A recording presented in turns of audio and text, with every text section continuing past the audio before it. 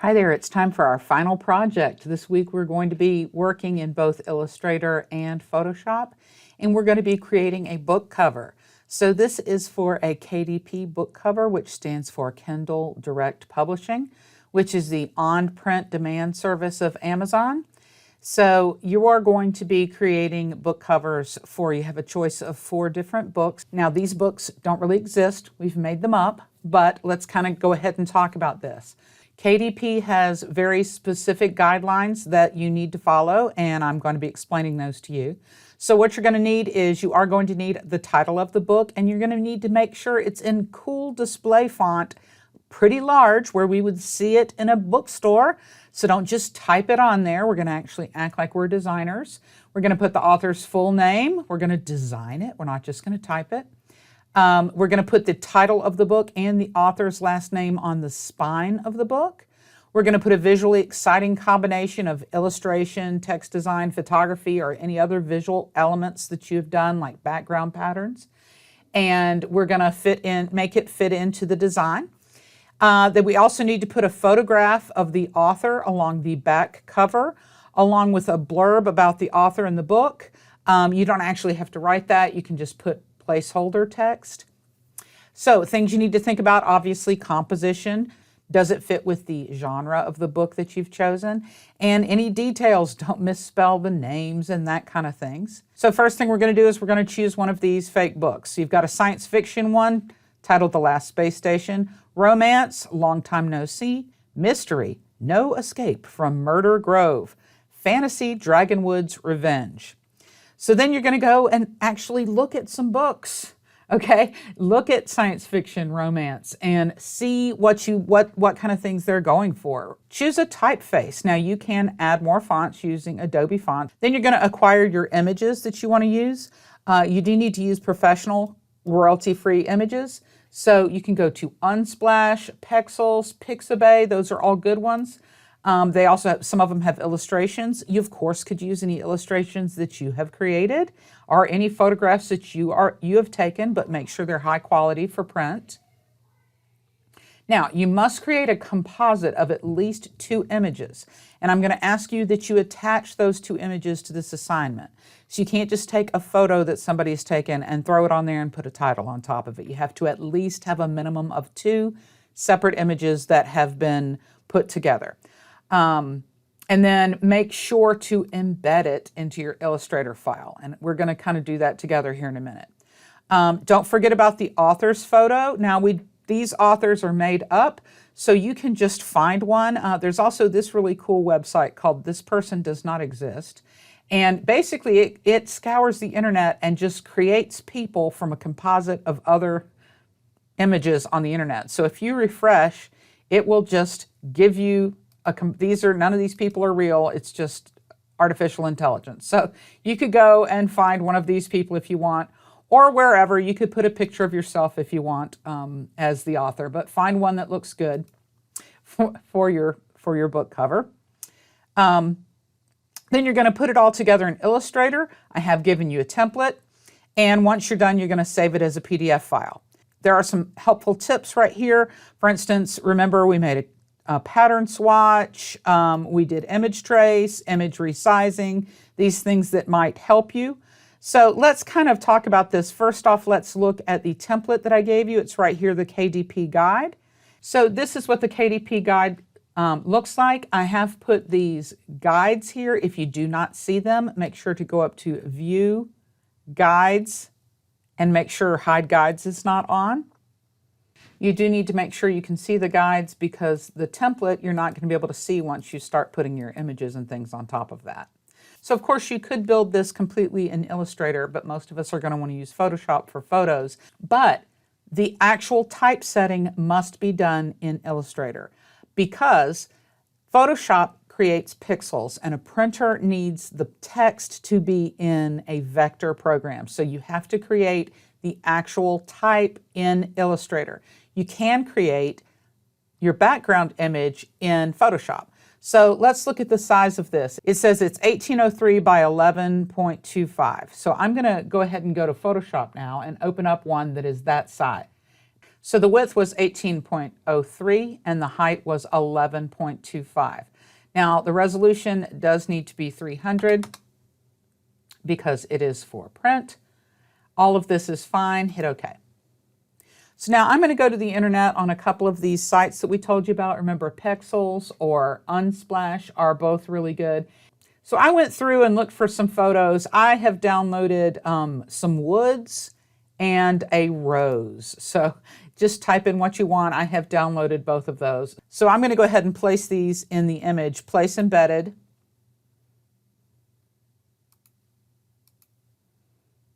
And you can see that's way big, which is good. We need it to be. Go ahead and say OK. And then we can make it smaller. Remember, Control-T if you need to resize. Now, that's pretty good. I do need to bring it all the way over to here, but I'm going to just... Now, I do need it to go over there. Don't ever do anything like that. That just looks like you're stretching something. What I think I'm going to do is just make it kind of dark so I can put light font. I'm going to choose that and just kind of draw darkness over here. I think I can put dark font over it. Oh, I have my opacity turned down here.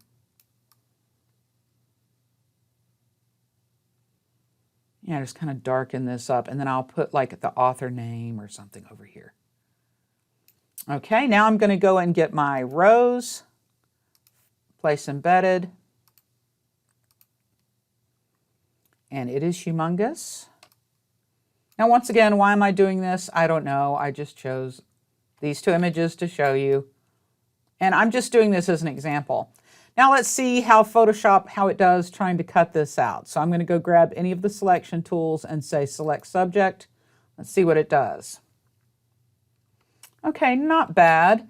It didn't understand what this was, so let's go fix that. I'm going to get the direct selection tool and just add some of this back in.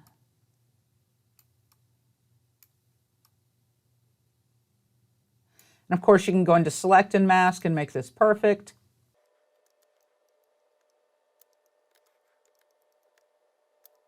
And now I'm going to turn on a mask, so it masks out that. And you know what I think would be cool is I want it to kind of act like it's disappearing here. So I'm going to draw on the mask. Click on the mask, white to reveal, black to conceal. And I'm just going to go get a real soft brush and kind of make that look like it's, nah, that's too much. Let me go back. And then kind of make that look like it's fading away. Now, if you've never messed with the filters in Photoshop, you might have a lot of fun with that. Let me go to the background. No, let me go. I'm going to go here on my rose and go up to Filter, Filter Gallery. Now, if you go to Filter Gallery and you don't see anything, it's probably just because it's really zoomed in. So just go down here and say Fit in View, and you'll see it. But what's cool here is, I'm going to zoom in again, there are all kind of cool effects that you can add to this that you might want to use. I'm not telling you to, you just might want to. Let's see, distort.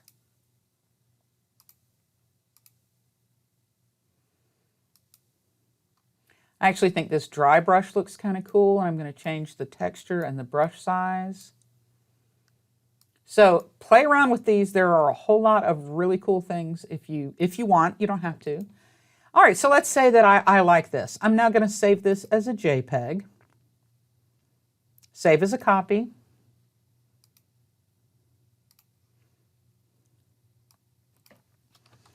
And I'm going to call this my background. Okay, now I'm going to go back into Illustrator. And I'm going to make sure I'm not on those two layers and say File, Place. Go find my background. And make sure to say Embed. So now it's actually part of this Illustrator file. And of course, you can turn the eyeballs on and off to kind of see what you're doing. So now we have the basic kind of background. Let's look at this template again. A couple of things. This right here is where the barcode is going to go for the book. You have to leave a white box right there or Amazon will reject your cover. So you must have a white box right there. Let's go ahead and do that before we forget. So I'm going to make a new layer on top of everything and just go make a white box. and then maybe lock it so I don't forget to do that. So let's go ahead and get that in here. It says 2 by 1.5, so I can just literally click and type that in. 2, 1.2. And it is supposed to go exactly right there. All right, so in fact, I can go ahead and call that barcode. And I'm going to lock it and then turn it off just so I know it's there. And I'll turn it back on before I save, right? So it's going to go right there. Of course, we're probably going to put like the picture of the author right here. We need to put a blurb. So let me go put a picture of an author. Hold on. Okay, I went and got a picture of our author. I'm going to put her right here and make sure to embed that. So now we can write a little something about this is a wonderful book, blah, blah, blah, blah. So I'm going to go ahead and make a text box, and it is going to fill it in with placeholder text. Now, obviously we can't leave this black in my particular drawing, but also we're not just going to leave this as standard Mirrored Pro 12 points. If you do that, you're just going to show me that you just don't care. So I'm not going to leave it on Mirrored Pro, but first on this one, I need to change it to white. Now that might not be that way on yours if you have something else. I'm going to make this a little bit bigger, and then let's choose a better font. And it doesn't need to say all this much stuff. Also, it's telling me some of my font has gone off. There we go. So something like that would be, you know, information about the book on the back. And the last thing I want to show you is the spine. One thing that students think they want to do is they will use the vertical type tool. And I'm sure you've all been to a library before. That is not how a book spine looks. So do not use, let me make this bigger so you can see what I'm talking about. That is not how it looks. Okay, so do not use that tool. What you're going to need to do is grab the regular type tool and just kind of make a box, and then you're going to need to rotate it. So I'm going to go ahead and make this bigger font. Let's go ahead and type the name. Now, normally for a book, they just have the last name. So Roberts, and I don't know, Rose in the Woods is the name of my book. Now, of course, you guys have to choose one of the books that we have done. I'm going to make this a little bit smaller. And I'm going to open up my properties window. And I can just say -90. And it's going to flip it the right direction. Now, as far as this is concerned, you have to make sure, and I will check to make sure that you did this, that it does not go over your guidelines, these right here, or Amazon will send it back. So you cannot have the type going outside of those. I would go and turn off this layer so you can make sure that it is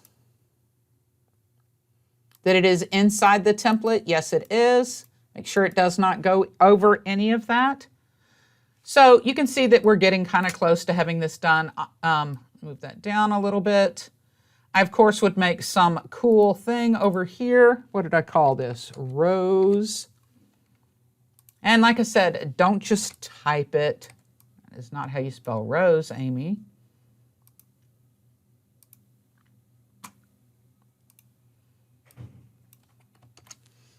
And maybe we could even make some cool thing to impress people. Here, I'm going to make a curly Q thing with the pen tool. Oh, look at this, guys.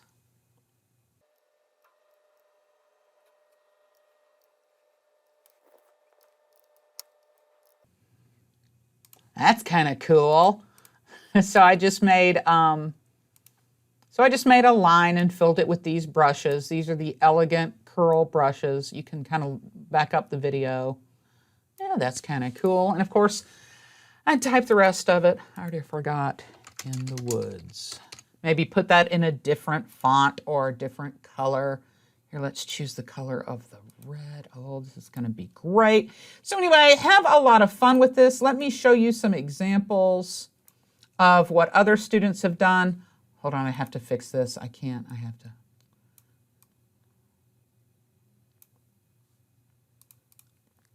So here's some examples from years past.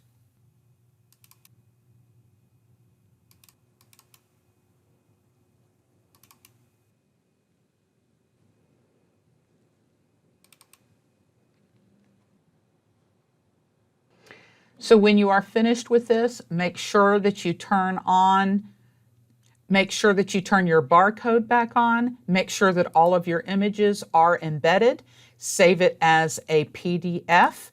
So I would need to attach this PDF and then the 2 photos that I used to create this composite.